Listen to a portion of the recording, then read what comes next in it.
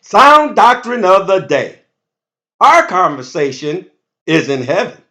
The reason Simeon knew who Jesus Christ, God's salvation, a light to lighten the Gentiles, and the glory of Israel was, Luke 2:30 through 32, is because he was a just and devout man who was waiting for the consolation of Israel, a name for the Messiah, Luke 2:25. His conversation, manner of life, being devoted to God's will, would have kept him in constant fellowship with the creator of all things, the Lord God of heaven and earth. When our conversation is in heaven, then we are not bound by the beggarly elements of this life in this world.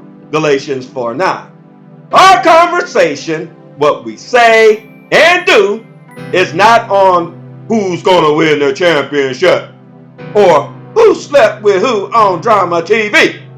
But our conversation is in heaven, looking for the coming of our Lord and Savior Jesus Christ to take us home to glory. Philippians 3:20. Repent and believe the gospel.